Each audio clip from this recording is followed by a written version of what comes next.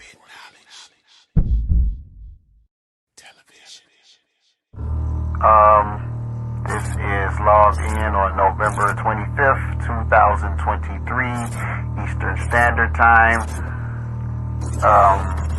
Sensitive material has been breached and it is now in front of the public. This is very sensitive documentation and the world will be in total chaos if leaked, and it is now leaked.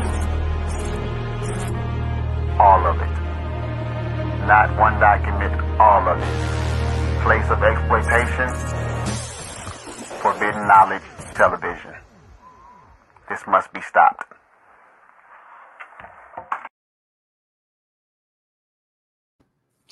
All right. It's Billy Carson, aka Forbidden Knowledge.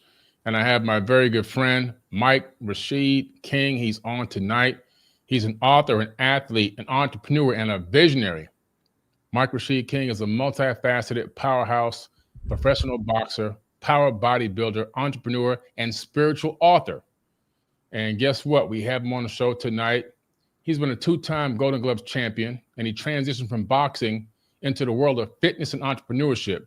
He's also the founder of CEO in multiple ventures, including the Alpha Academy Apparel, Ambrosia Collective, and a nutraceutical company dedicated to optimizing health and performance. And Mike's influence has extended beyond business. He's a prominent YouTube and fitness personality with over 1.5 million subscribers, where he shares insights on training, mindsets, and personal development.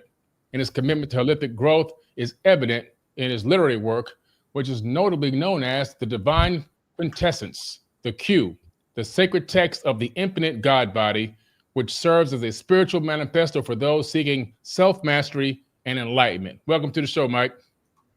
Thank you for having me on. I appreciate you, sir. Yeah, man. Yeah, listen, it's been a minute since we've been on the podcast together. I think the last time we were together, I was on your podcast. Yes, sir. Yeah, right. You was right here. We was in here. Yeah. So It's been a good minute, man. Good to see you. Obviously, Likewise. We've had a lot cooking in the last, few months with your book being written and you completing it and allowing and blessing us and allowing Forbidden Knowledge to publish your book. So thank you for that. Man, I thank you. I appreciate you. You're one of my motivators in writing a book. You know, I've always been a writer, but I started taking it real serious a couple years ago. And, you kept putting out bangers, right? In regards to, what I look at is classical pieces of literature in modern canon. And, this is a good way for us to, plant those seeds, because who knows, in a generation or two or three from now, where people start picking these seeds up and like it really have cultivated and making a real change. So I feel like this is our divine duty, especially those of us who have a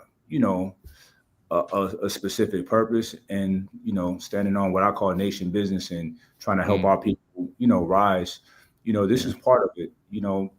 We need to rewrite history and make it more accurate, because past few hundred years has been very much so distorted, and it's been distorted in a way that keeps people so suppressed, so, fragmented and not in their full power. So why not tell people how powerful they are and how beautiful they are and how special they are, So that's my job. That's what I do.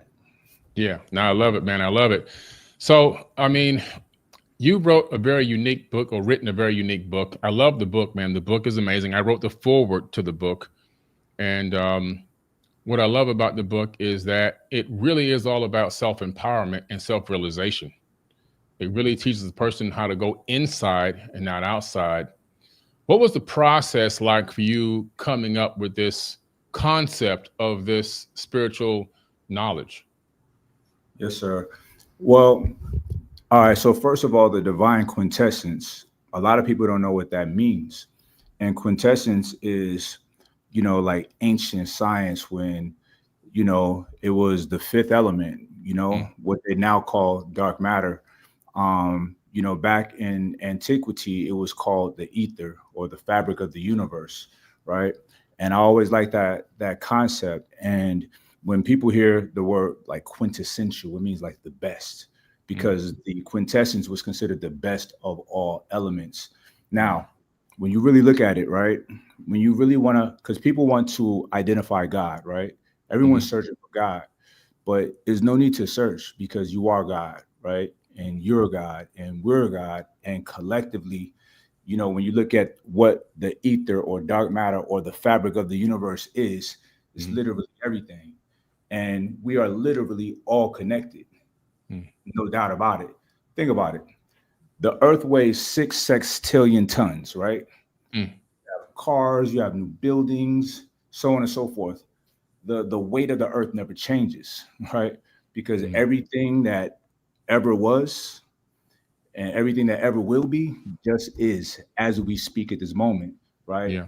We know that with, you know, through the law of thermodynamics that, you know, energy, it can't be created or destroyed, it just change forms. So everything in existence has always been here. Yeah. And it'll always be here, just like we will always be here. So when you're trying to, I like to take things and make it practical and literal, right? So when we're talking about God, we can talk about it. I have no problem having those conversations with people because I'm going to walk you down a path of logic and, you know, something that can be measured, right? And the concept of God, people choose to make it mystical and esoteric and untouchable. But even if you look at scripture, Bill, in all the books, is very specific of who God is, you know? Oh, yeah. And people will write it off like, no, that's figuratively speaking.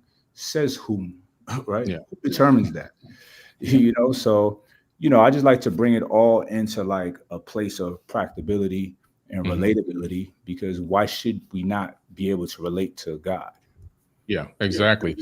I think what you said is so huge, because the problem that we're facing right now is, well, not, you know, not we in particular, but the majority of the planet when it comes to religious beliefs and spirituality, is that God is unobtainable, that God is unreachable. And the only way to get to God is through a middleman or a middle spiritual figure or through death. And people need to begin to understand that God is everywhere, as God said it was everywhere. In all religious texts, in all spiritual writings and teachings, God inhabits every single thing, everywhere at all times. That's omnipotence and omniscience. And so if God is inhabiting everything, everywhere, all at once, that means every atom in my body is inhabited by the divine, right?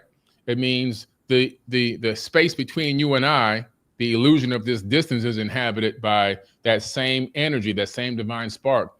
Everything within the universe is the dark matter, which is creating the expansion of the universe and driving the expansion and growth of the universe itself. All of that is God. You know, the atoms inside of a rock or a leaf or a flower or in this microphone is God. And we have, unfortunately, because of, I guess, this programming that we've been given to believe that God is out of reach, when God is everywhere at all times. And that's something, I think you're right, that we have just kind of either overlooked or forgotten, or maybe we're afraid to even think of. Yes, sir. You know, you said it perfectly. It is a program. People have been programmed, right? And people have to, you know, it takes a degree of bravery, for one, to question your belief system, because it's, we all start beginning programmed at very young ages. So it's hard to shake away from it. But listen, who knows everything? Nobody, right? So typically we learn our first religious teachings from our parents, right? And our parents got it from their parents and so on and so forth. They didn't know everything, right? They did the best with what they was given with. So I'm not saying, I want to make this distinction as well. I have no disrespect or look down upon people who hold firm to religion. Listen, I'm a religious person, right? Yeah.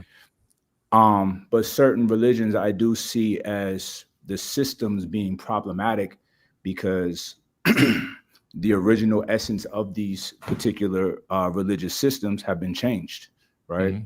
So it's been changed, and people are not comfortable looking at why it changed and questioning why it changed and understanding why it changed, because it shatters your belief system, and people don't like to be wrong. And that's just unfortunate. Listen, one thing about that I love about science and scientists is they like, yo, prove this wrong so that we can advance our field of study, so we can become better, right? Mhm. Why would I want to, or anyone want to stand on a false premise? I don't. If I'm wrong, please let me know so I can fix my position and then move forward.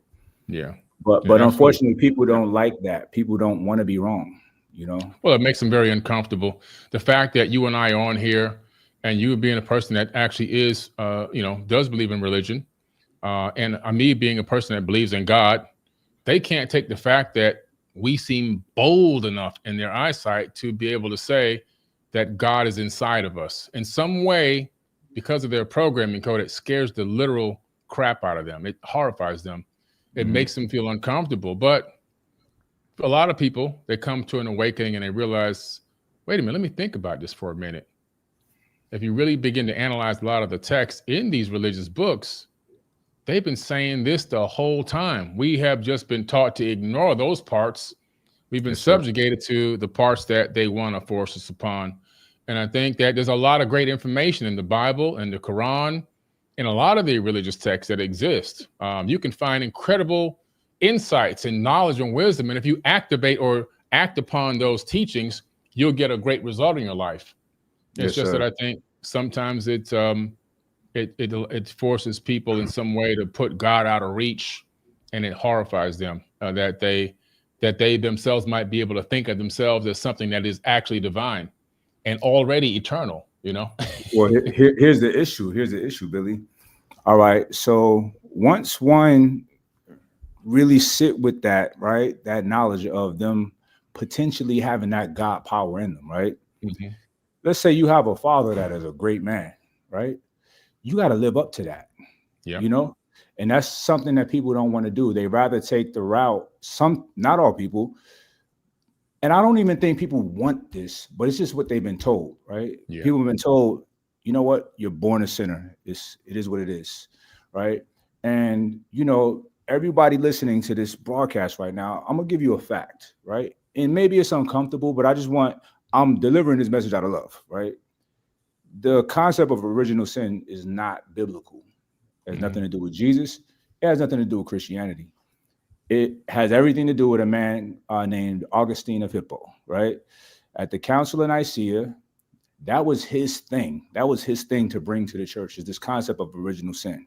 Now, this concept had a lot to do with him, right? If anybody Google this man, he had huge infidelity issues.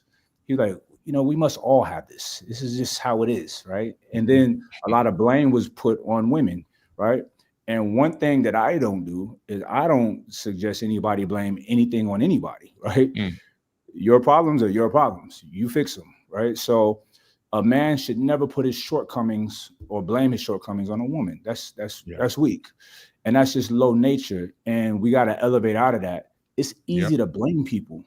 But if everybody's the reason for your shortcomings, then you're weak, and you'll never come out of that, because you have to depend on them to save you, right? When you should save yourself. Now, there are great, powerful people who have existed and exist now that can give and provide insights and frameworks on how we can save ourselves, right? But we have to get out of this arrogant way of thinking, like, listen, this 3,000-year-old way of thinking is how it was. But I'm not even mad at the 3,000 a year ago part, right? Because that's not the problem. The problem is the people who came in between and teach it. People, if you read for yourself with an open mind, you're going to see a lot different than what you've been told all the time, right? Because I had people, when I spoke, Billy, when I spoke on Original Sin some time ago on Instagram, you should have seen the comments. It's like, what are you talking about? This is from the Bible. I'm like, it's not. It's just not, right? It's not. It's just documented. But unfortunately, people don't read, And I understand people are busy. They got to work. They got school, so on and so forth. So you're going off of like, what the culture says, it's hearsay. It's all hearsay. Right. Yeah. And it's just not accurate. And I tell people like this, the people that want to defend that concept and I attack the original sin concept because it's very damaging. It's Yeah. it's programming a lower self-estimation of oneself from the gate. Like you're flawed. You're a sinner. No, nobody's born a sinner, right? Mm-hmm. People are born holy. A baby is the closest thing to divinity that we can experience, right? And we should all try to adjust and get back to a childlike nature in certain regards, right? Because that's purity. People learn sin and they learn negative behaviors and so on and so forth as they get older, but we're not born like that. We're born pure and holy. Yeah, no, you're right. I mean, the original sin thing that's a whole podcast by itself, and you're right about the way it programs you in a negative way, because words have power. Yes, and sir. that's not just me saying it and you saying it. Scientists have studied words' power over a human body, over human cells. Yes, sir. And to the point where they even took cells out of a person, transferred those cells miles away, and they put a negative reaction over the cells that were local to the person, and then the cells that were taken out of the person's body that were miles away reacted to that negativity. Wow. So the body's responding through quantum entanglement. We're quantum entangled. And that means consciousness from ourselves and even our own vocal box has a heavy effect on us. And of course, other people's words have an effect on us. So when somebody's telling you original sin and you were born a sinner and you're no good and you've got to grovel and beg, well, that destroys your self-esteem. It destroys your belief in self. It destroys everything about you. And it, like you said, it takes you to this lower level, this subservient level, where now you believe you have no power and you're totally and absolutely worthless and not worth anything. And you better get on your knees and grovel and beg to get a seat at the table, if you can even get that far. So it's kind of a degrading system versus a system of uplifting and showing love.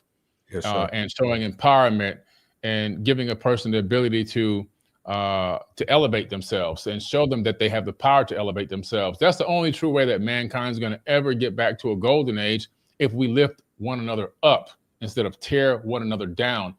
And the thing that I don't like about the people that have destroyed religion, because religion actually is good. It's the people that destroyed it and remixed it that are not good. When they come to destroy and attack, like that recent attack I had, death threats and racial slurs, and even in this live chat, here's a couple of knuckleheads making some negative comments, but they'll go and claim that they're godlike and they're going to go to heaven because of their belief system, when they're acting totally off of negativity, low vibration, and they're acting with really a satanic mind versus a godly mind.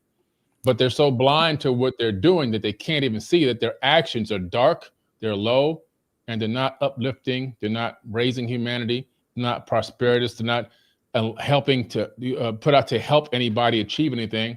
They're only designed to distort, contort, hurt, and maybe even injure somebody. So, and they can't seem to make that distinctness between the two, that they're not godlike and that the way they're following it hasn't uplifted anybody. And I like your book, because your book is teaching people how to uplift themselves, which is the most important thing, and then how to uplift others.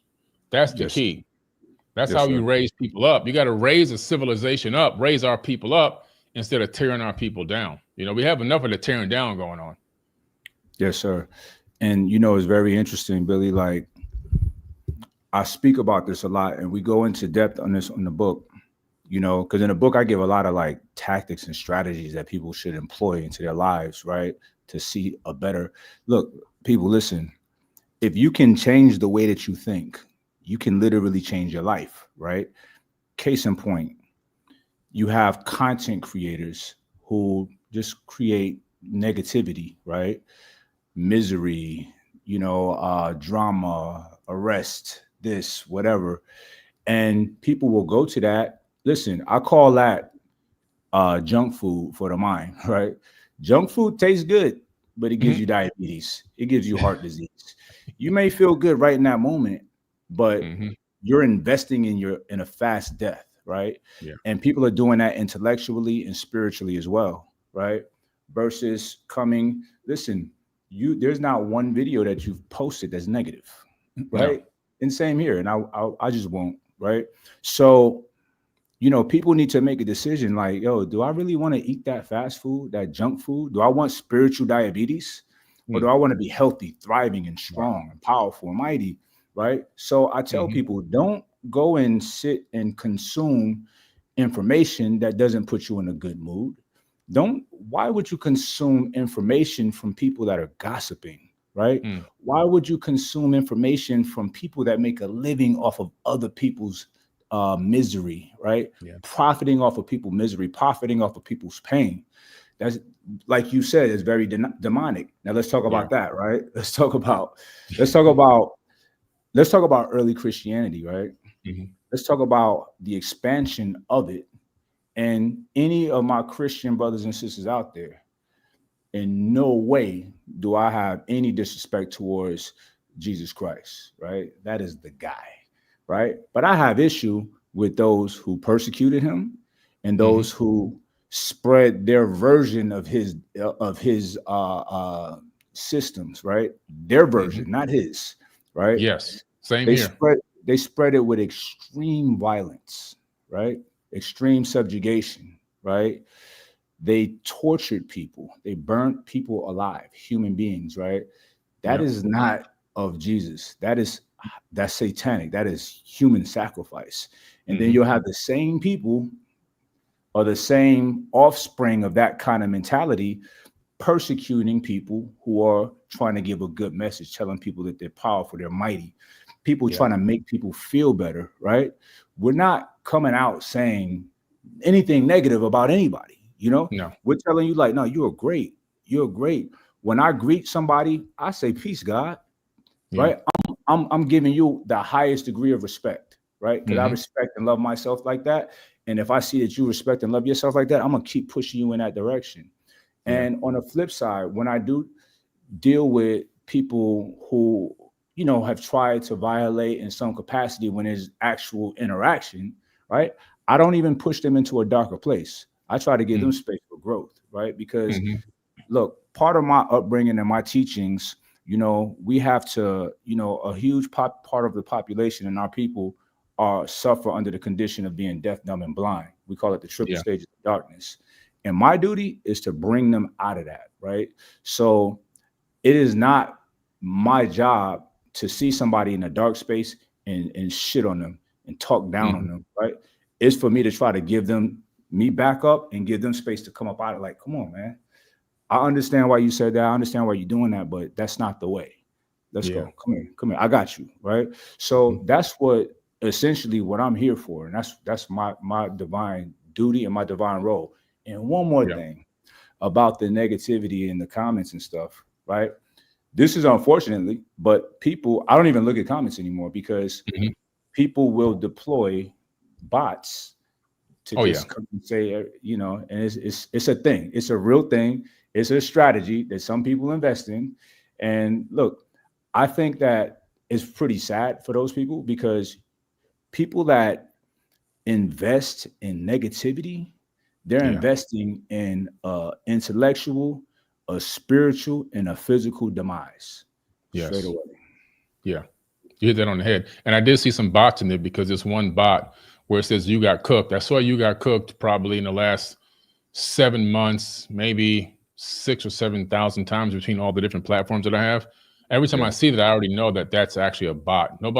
There's no way that 7,000 or 8,000 different people who don't even know each other are going to say the same exact thing. Yes, sir. It's a bot. It's a but deployed bot. You got to think about it. It's a bot is very cowardice for he whom employs these tactics. You're a coward, right? But you can only attack important people, Right, and essentially, we talking about Jesus. Jesus was attacked and they executed him. So this is what they do. They do when you're speaking the truth. Look, misery loves company. They're like, shut him up. It's like to a devil's ear, his brain, they can't handle it. Like, shut him up. Like, get him out of here. So that's just what happens, unfortunately. And look, I'm a fighter. I love that good fight. You know what I mean? So I'm gonna always stand on the right side. Yeah. of that kind of war. Yeah. Listen, Yes, sir. destroy this body and I shall rebuild it in 3 days. That's what I'm talking about. That's a real statement. And Exactly, so, exactly. yeah, you go into the, they want to tear you down, but they don't understand. We got the power to rebuild. And But they man, can't tear nothing down. They're making stronger. Listen, a yes. wise man also said, "Trap my body, you can't trap my mind. Lock my body up, you can't lock my mind up." We are free. As long as we understand that life is literally what you make it, and as long as you do everything you can to tap into that heavenly, godly, divine frequency, and you stay on that, it doesn't matter where you're at, what the circumstances, you're good, right? Yeah. So Bill, when I had, some years ago, I had to deal with some outstanding legal issues that almost put me in prison for a while, and when I was dealing with it, I was all right with going to prison. I'm like, that's okay. Yeah. I had everything sorted out to where, okay, I may not be physically there with my kids, but my visitations are going to be as such, right? We're out the unit I'm being, I'm gonna be good, right? I'm gonna study so much. Like I study a lot now, but in there, I have no distractions.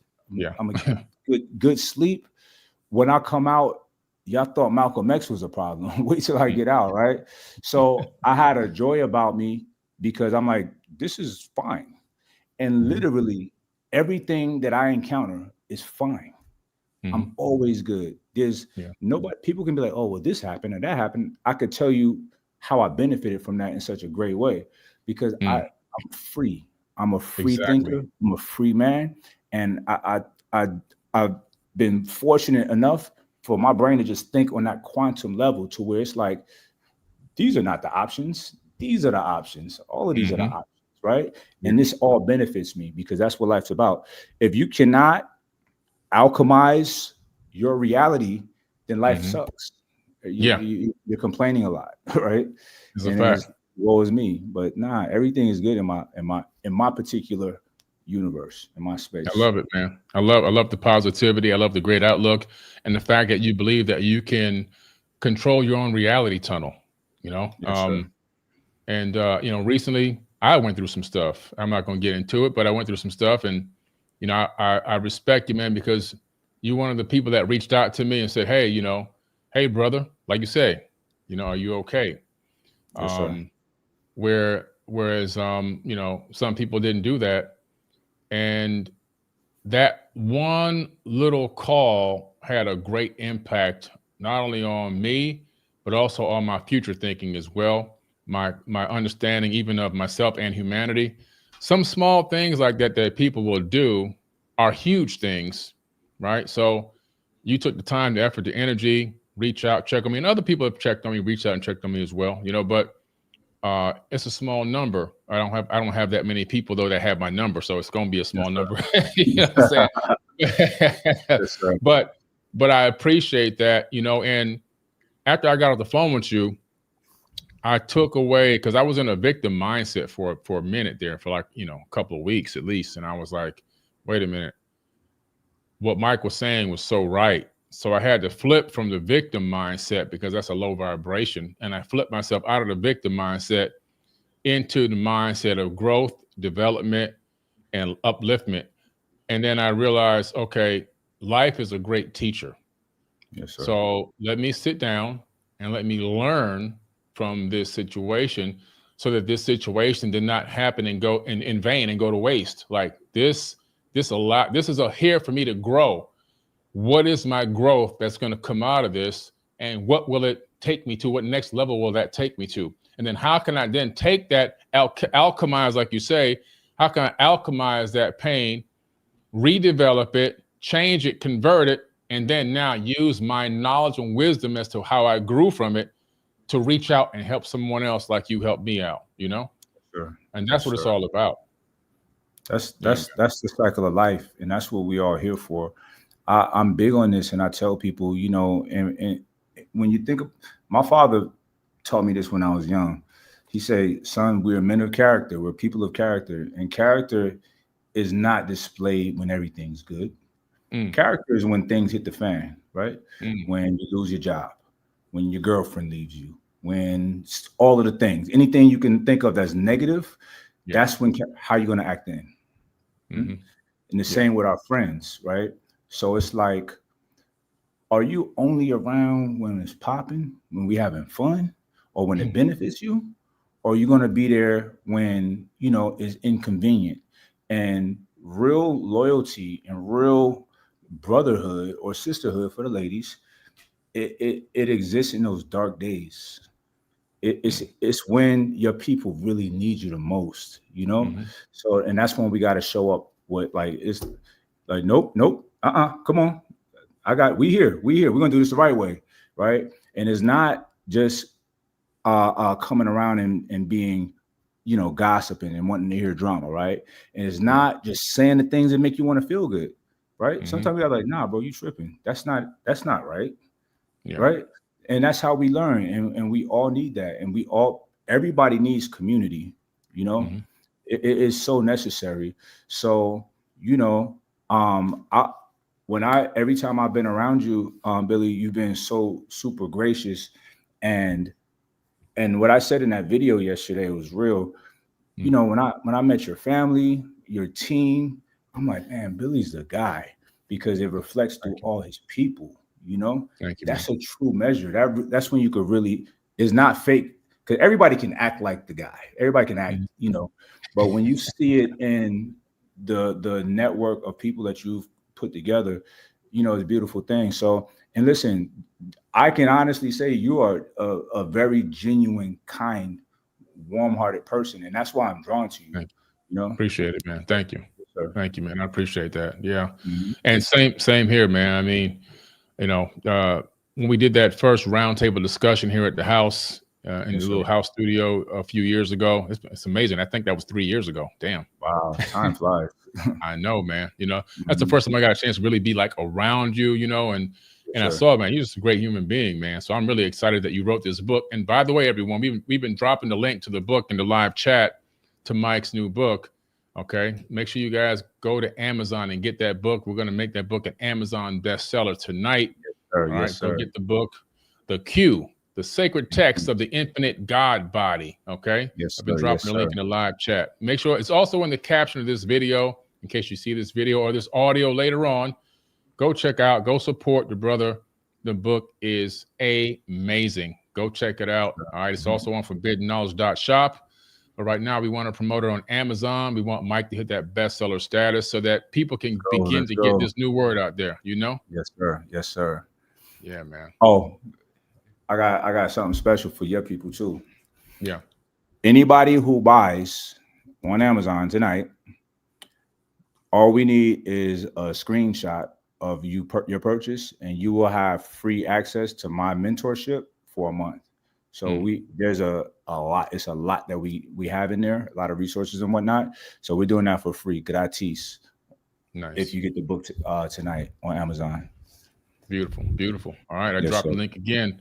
Make sure you guys check the link in the caption or in the live chat. And I know that in the book, and when I was reading it, you start integrating neuroscience, quantum mechanics, African metaphysics. You know, this is incredible stuff, man. Can you drop some knowledge on that real quick? Yes, sir. So everything about the book, my intentions was to make it as practical as humanly possible. So far too often, you know, when we look at things of a spiritual nature, there's a separation of it being practical spirituality, right? And spirituality is extremely practical, right? So I had a woman ask me one time in my community, like, you know, she said she want her work to represent her in a spiritual way. And I was like, well, what does that mean? Like, what does it mean to you? You know? And whenever I ask somebody about that, it kind of goes into mystical land, right? But I'm like, no, just do a good job at what you do. Just be honest with people, be kind to people, you know, so on and so forth. Like, these are things that represent real spirituality. So, you know, it's certain, in my estimation, there's levels to, you know, the human existence, right? And when we start thinking of things of the quantum nature, you know, that's a level a higher degree of cognition, of understanding, right? So in the book, everything is based. I base a lot of the framework of the book on my teachings growing up, and this book I read hundreds of times. It's called The Supreme Wisdom, and I still study it still because it's the knowledge, the information is so solid. And we have what's called the supreme mathematics, and the first three is knowledge, wisdom, and understanding, right? So everything, knowledge is the foundation, is information, right? People say that knowledge is power, but no, it's power potential. Okay. So once we take the knowledge, the information, and we apply our wisdom to it, that means we actually take it and use it, right? Then it brings forth understanding. So once we do that, and when we can do that on whatever information that we deal with, like I teach different tactics of studying in the book, right? Because that's what just helps me so much. So we'll take a word like so the first, this section of the book is called actual facts, right? And number one is the total area of the land and water of the planet Earth is 196,940,000 square miles. So I would take that sentence. It takes me a long time to read books too, because I study it. So I have to break down what every word in that means, right? The, because a lot of people don't know what the means, total, so on and so forth.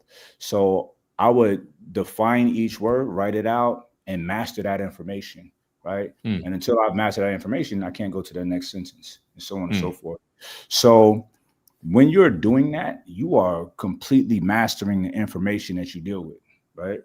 So, and once you can do that, you're not looking and dealing with things only on a binary or a linear path or plane. You start existing and dealing with things in a quantum, right? So, well, what does that mean, Mike Rashid? Let's talk about it. So we have in quantum physics, they have concepts like quantum entanglement, right?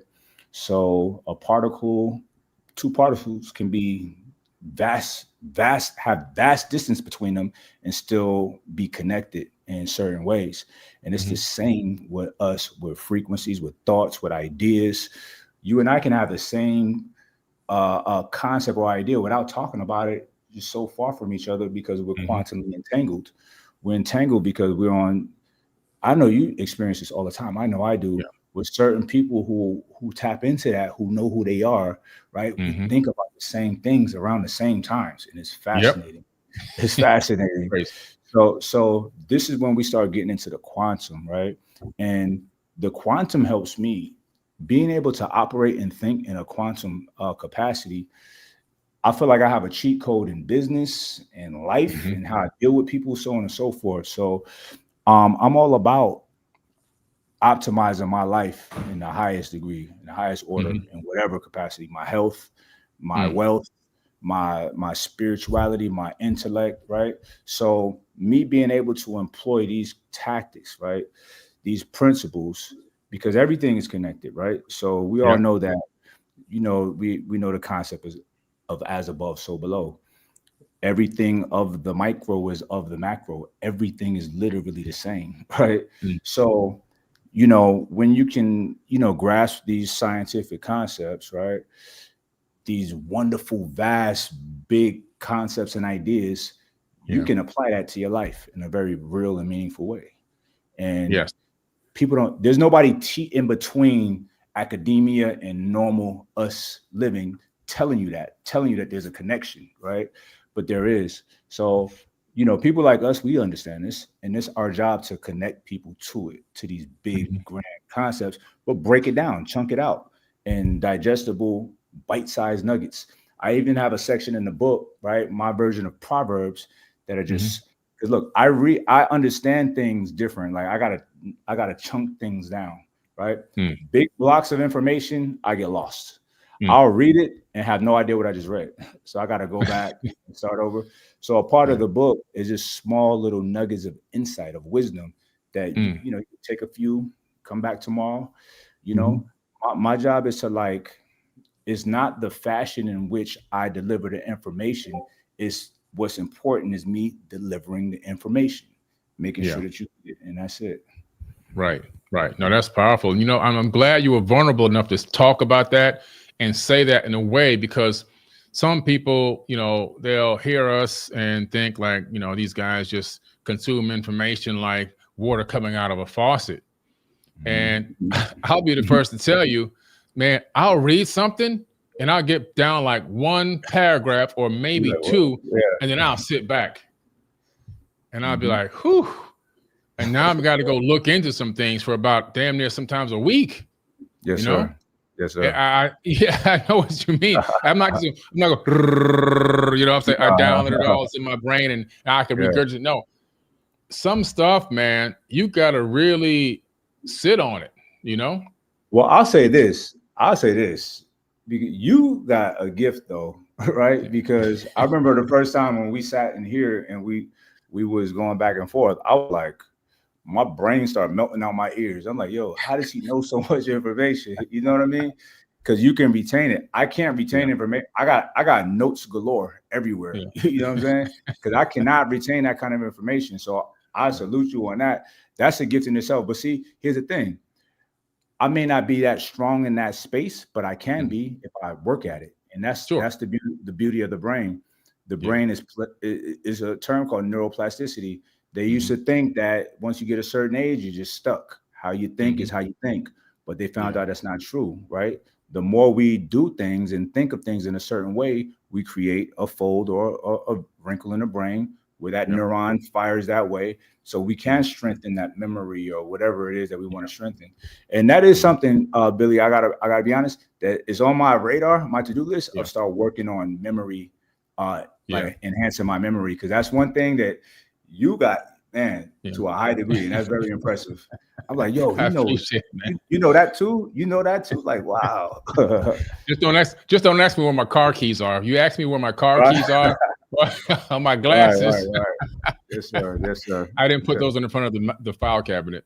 But Right. it's funny because my security guy laughs at me all the time because, you know, it's time to go. Then I'm walking around. He see me walking around the house. He's like, this guy done forgot his glasses again, or his keys or something, or something, you know, cell phone or something. But I can recite the periodic table of elements, but I can't remember where I put the keys. But yeah, that's because we prioritize, or, you know, so prioritizing what we want to remember, you know, and I appreciate that. Thank you, man. You know, so I've prioritized this information, but I'm so passionate about it that I'm able to retain a lot of it, thankfully. And whatever I'm really passionate about, I put to the forefront and say, like, this is like important, you know, it's like it locks in, you know, and fortunately for me, that's helped me, you know, accomplish some of the things I've been blessed to be able to accomplish, you know. But again, it's a lot of years.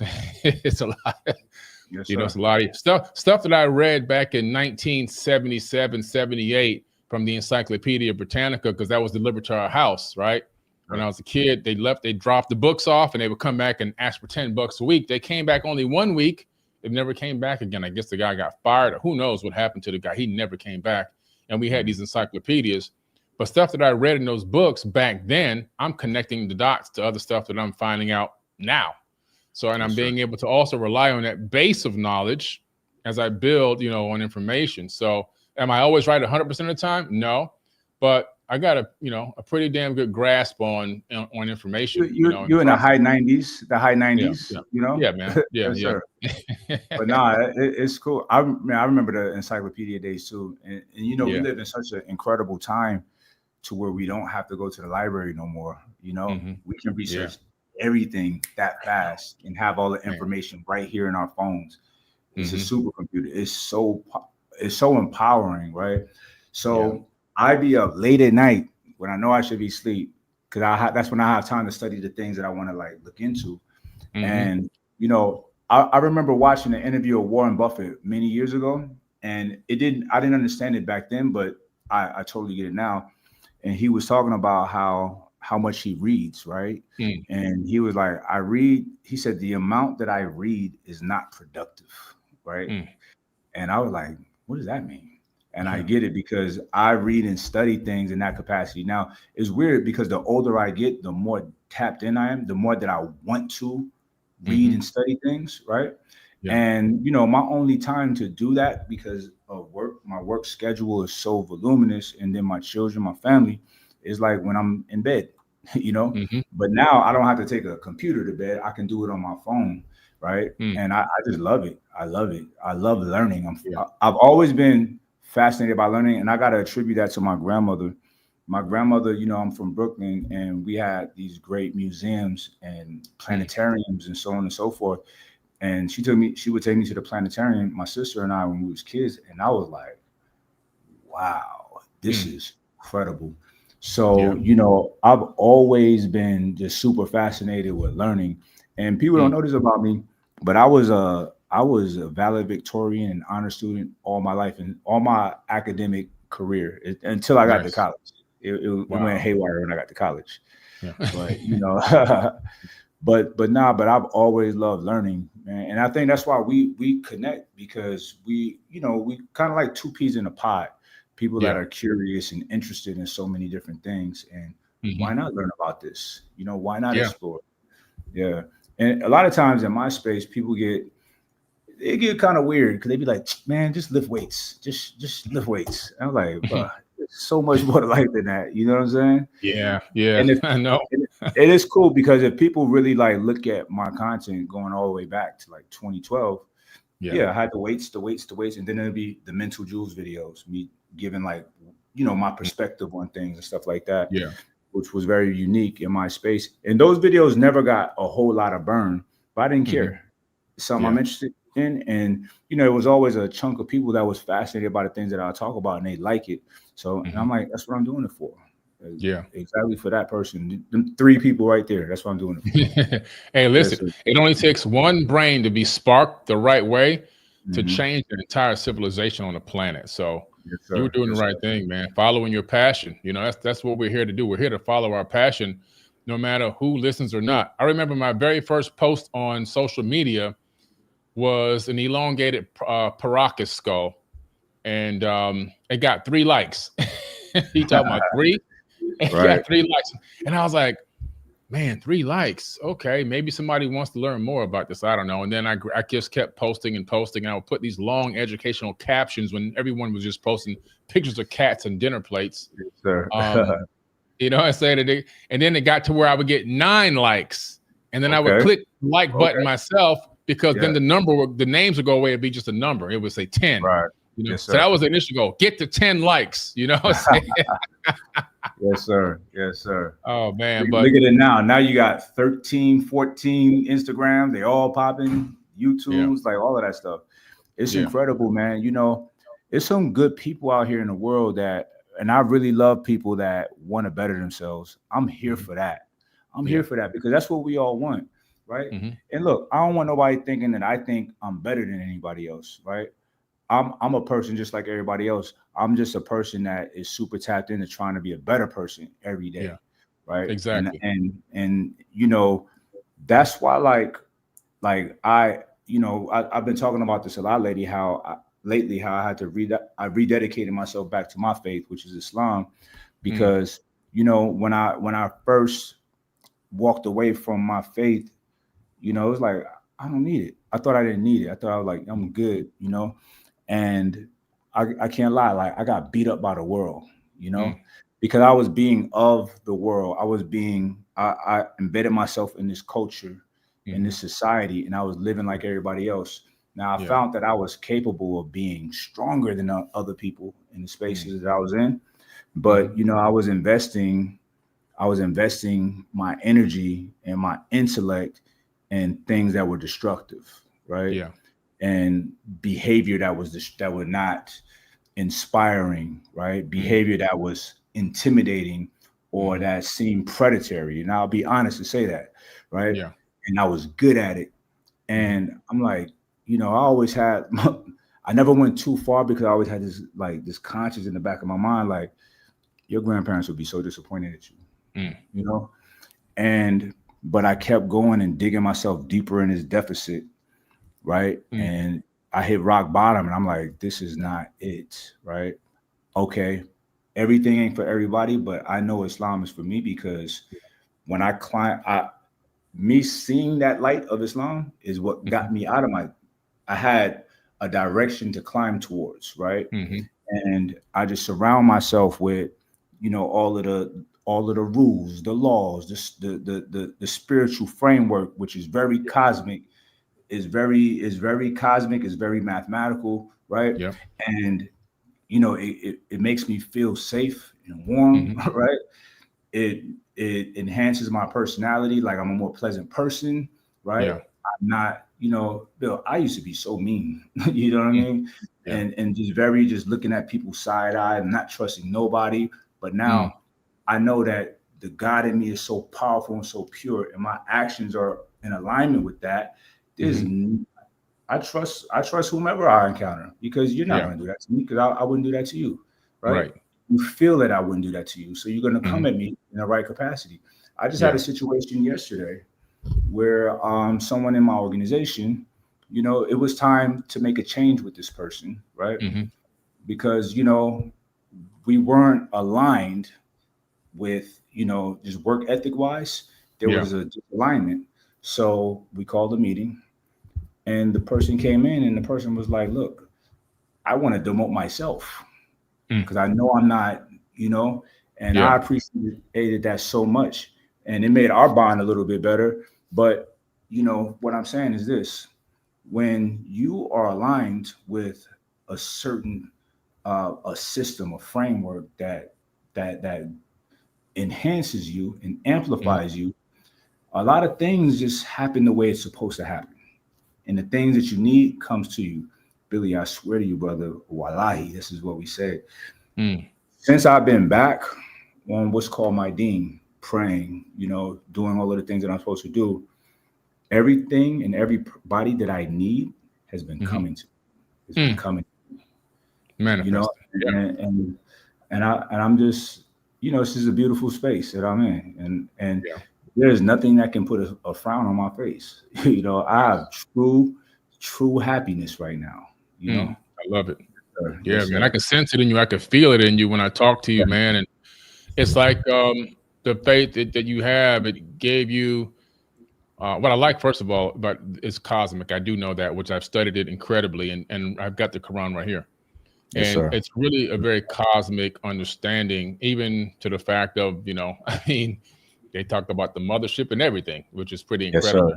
Yes, sir. You know what I'm saying? Yes, sir. Yes, sir. So they're very, very well aware of other worldly beings, which are actually us. Yes, Um, sir.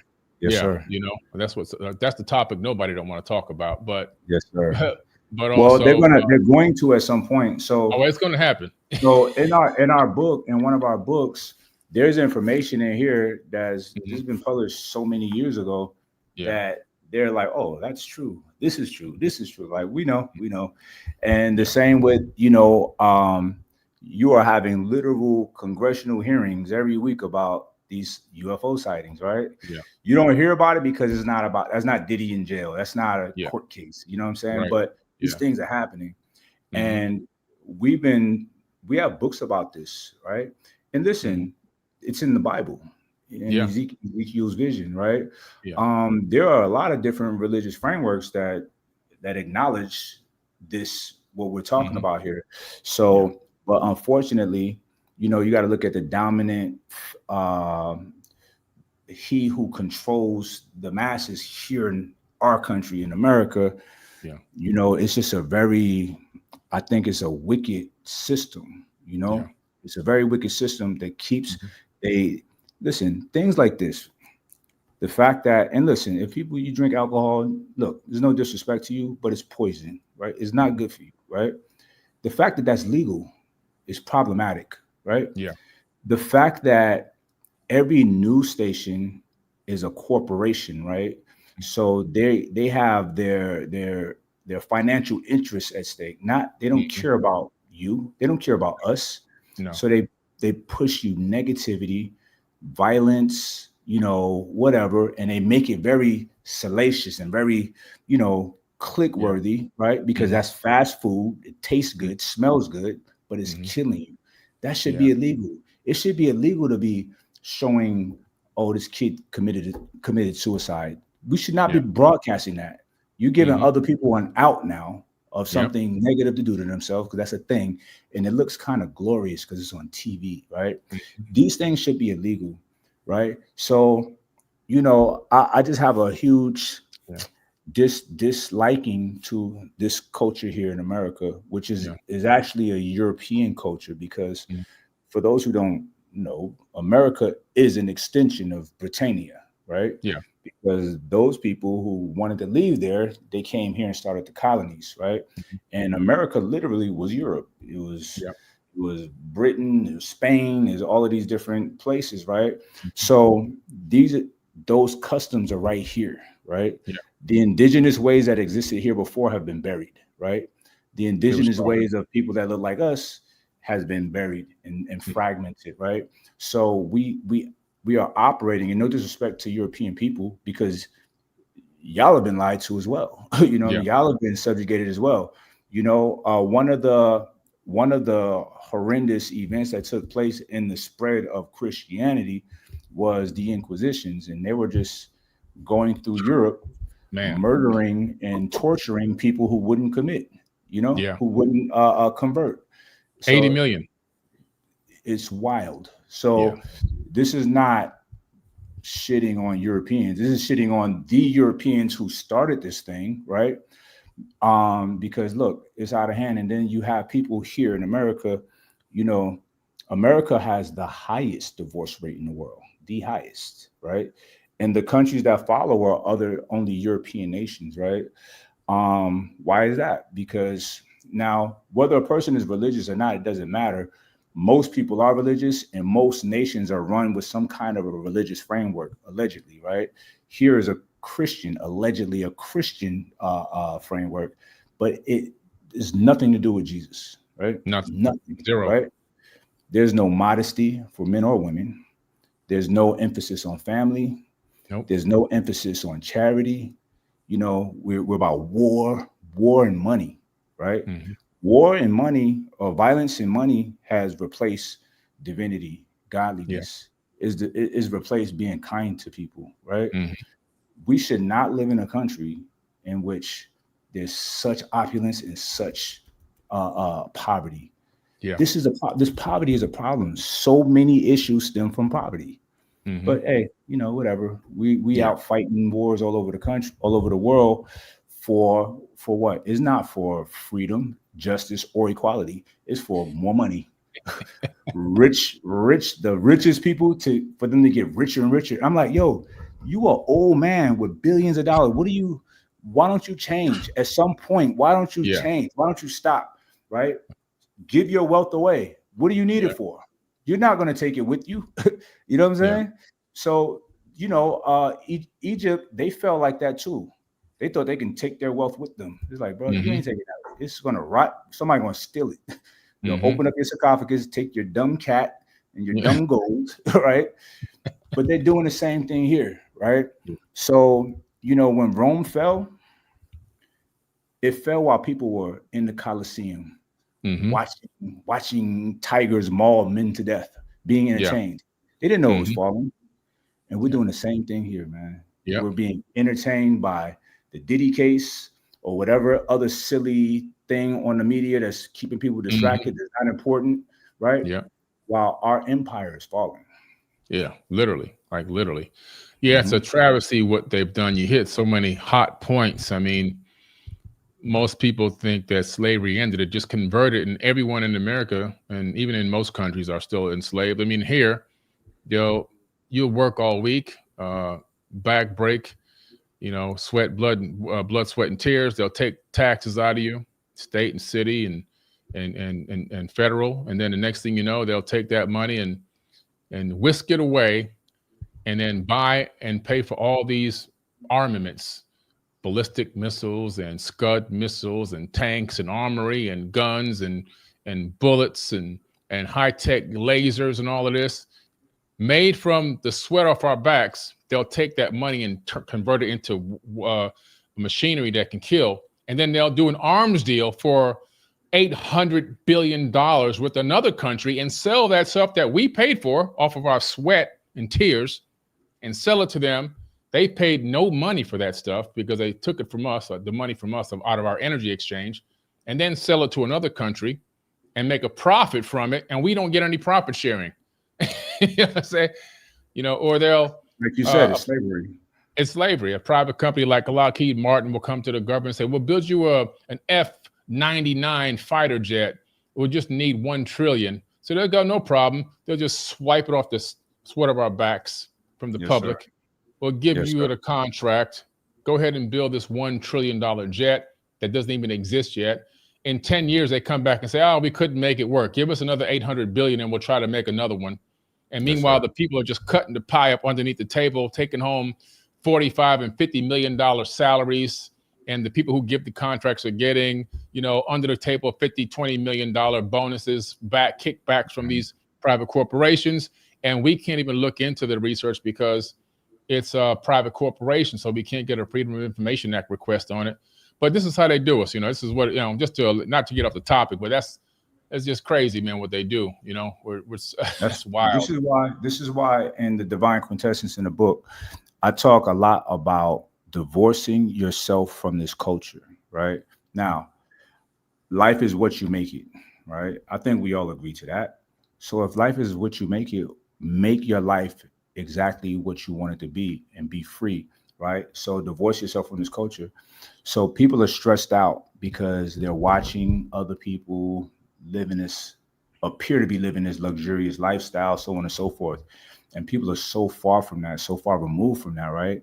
And, you know, they're comparing their lives to what they see on social media, so on and so forth. Divorce yourself from the culture. Stop looking at that stuff, right? Mm-hmm. Don't participate in that cycle, right? Yeah. Don't be a part of that particular algorithm. So, and, you know, it's like, well, what do I do? You know, I want to have a good life. Okay, have a good life, right? I want to make more money. Okay, well, what do you do? Right? That's the first thing I ask people. Like, well, what do you do? Right? Well, whatever you do, are you good at it? Is it something that you really want to do? Is it something that is helpful to people? Right? Do something to help people and be good at it. Like, really honor that occupation. Be honorable about it, right? And guess what? You're wealthy. You're rich. You have joy, right? Mm-hmm. Because we all gonna leave here in a box. When you look at a rich person, a beautiful person, an ugly person, a poor person's skeletal remains, it's no different. It's no different. It's no different, right? So, and you know, I've bumped my head, you know, indulging in opulence before, right? But I'm done with that because it felt so empty for me, you know? Yeah. I'm like, why do I even buy this car? Like, nobody even see me drive it. You know what I mean? Like, nobody cares, right? I'm not trying to be, you know, and I'm not trying to attract people to my ecosystem with things. I want to bring them to the ecosystem with some intellect, right? And because they see me, I talk like them, I walk like them, I'm from the same areas they are, but they see that we can still elevate out of that and, you know, create incredible lives, right?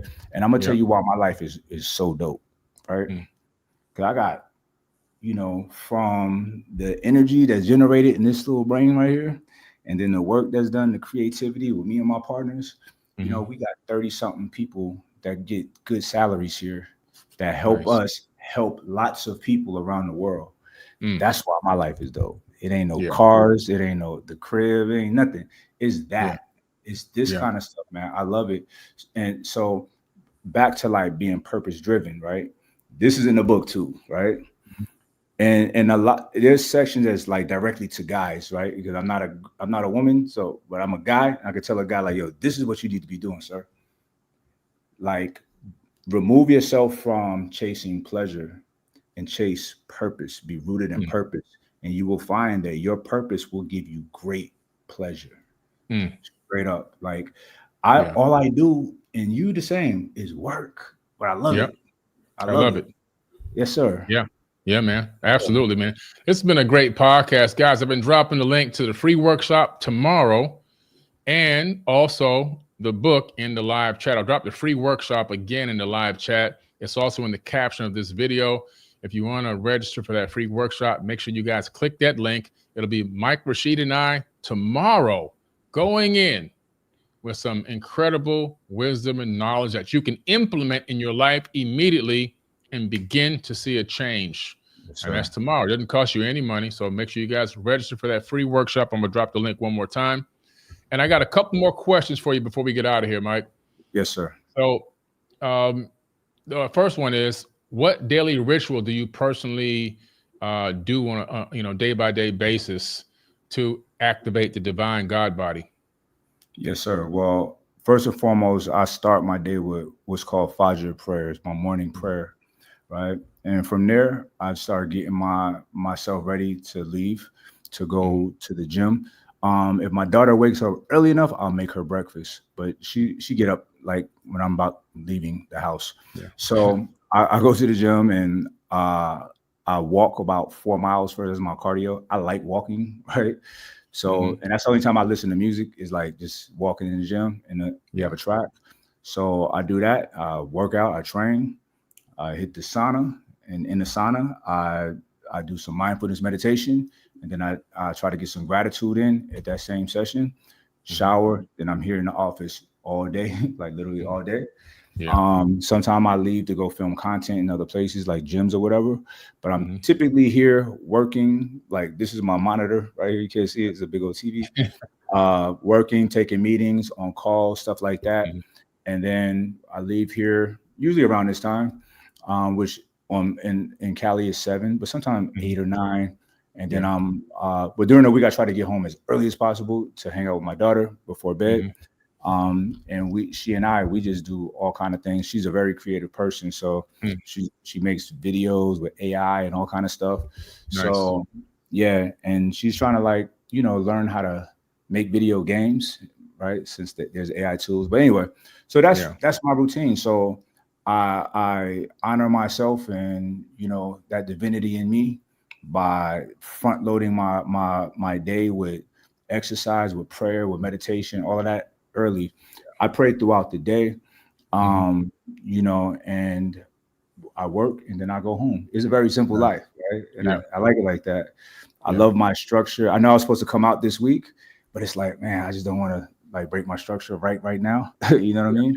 Oh, so good. Listen, it's okay. Everything happens at the divine time, man. Yeah. Yes, sir. Yes, sir. Yeah. So that's really it. There's no crazy, nothing crazy. Pray, work out, work, family. That's my routine every day. I love it. Sir. And I knew that, but I want people to hear, like, it's not any crazy wizardry and 10,000 crystals and 5 singing bowls. I mean, you can do that if you like it. That's cool. Yeah. It's cool. Yeah. But I'm just saying, like, you can be a person that has a structured life that is still busy, that does have a job to work and other obligations and responsibilities, and at the same time work in your mindfulness, your meditation, your prayer, your family time, your quality time, and work, and you can make it happen, which is important for people to understand. So, I like to say this too, General. For y'all don't know, I call Billy the General. This is the General right here. So it's just a respect. I respect Billy so much. So in the book, in the Divine Quintessence, so the way it's broken down is not chapters, but the chapters I call them books, right?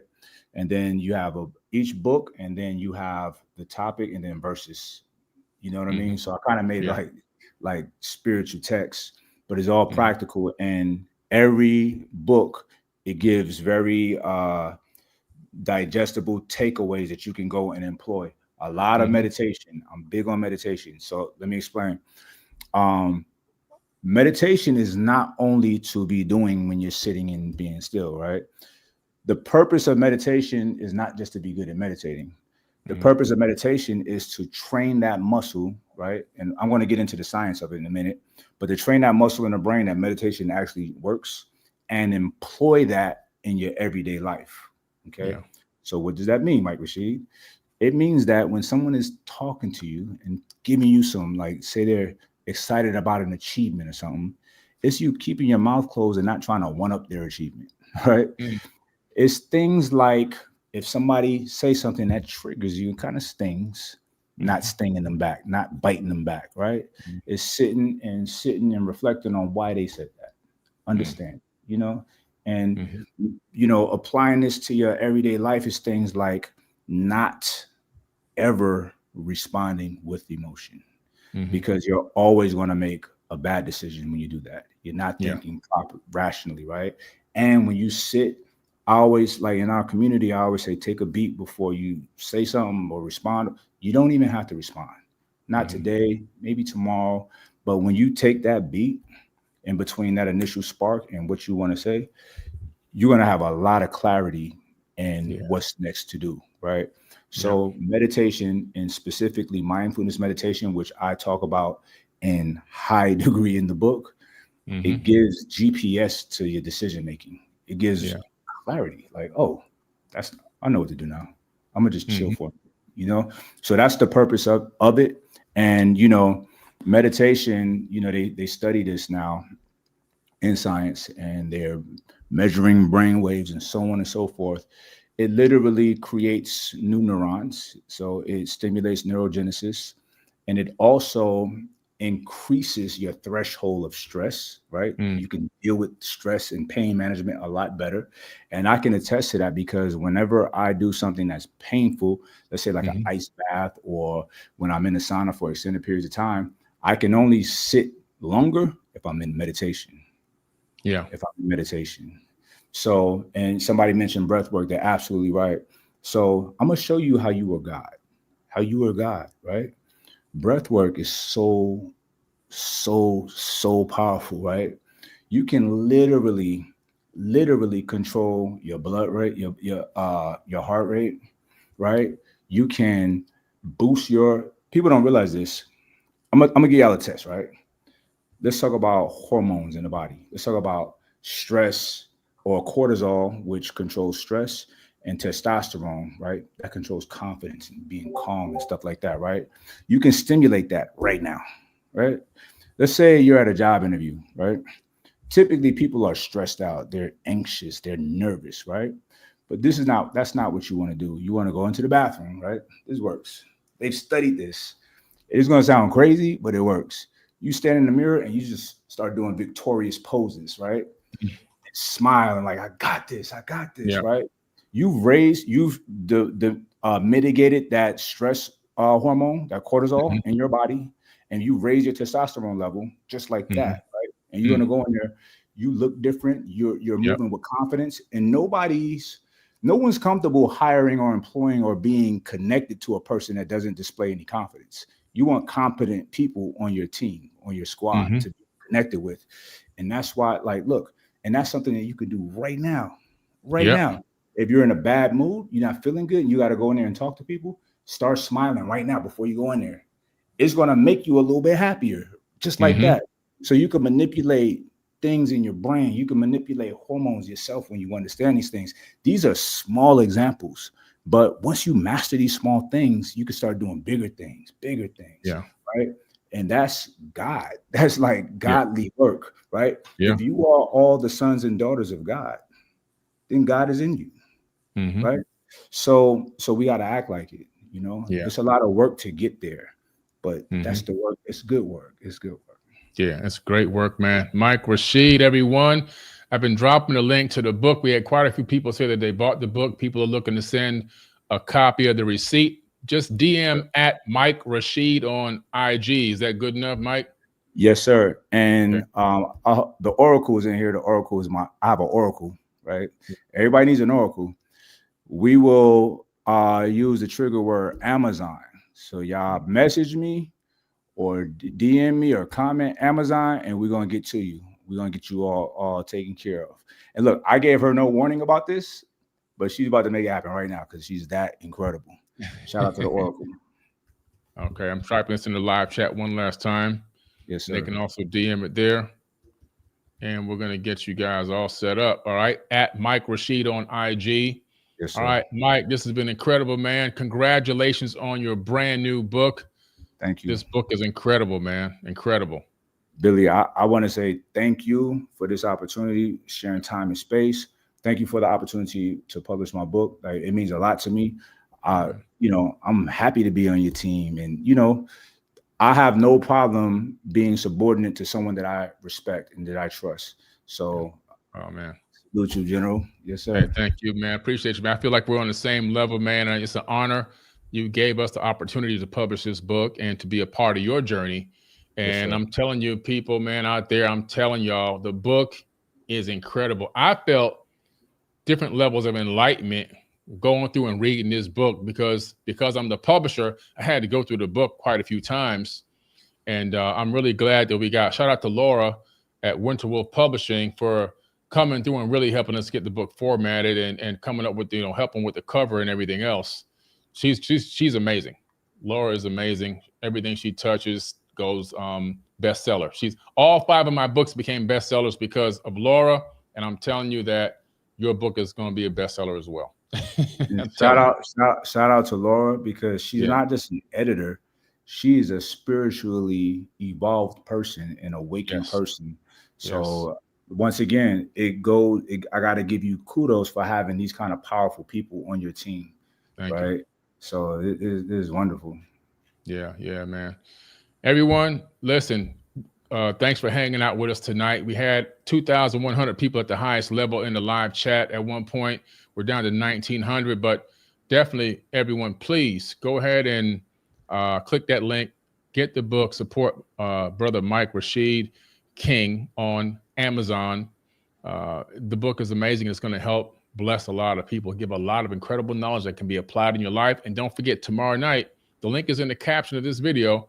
We'll be on again doing a workshop tomorrow night. So don't forget to register for that. Thanks for hopping on, Mike. Thanks for having me, Billy. All right, man. All right, we're going to be out of here, but we'll see everybody tomorrow. Mañana. Yes, Peace. sir. Peace. After decades of extensive research on the nature of reality, I have concluded that we exist in a fractal holographic universe, a concept that reaffirms our reality rather than negating it. This modern concept reflects the wisdom of ancient civilizations by providing a scientific way to explain how things are created in our world and the basic code that governs it. The Mandelbrot set is an intriguing pattern that exists within the vast two-dimensional area called the complex plane. The Mandelbrot set emerges when a specific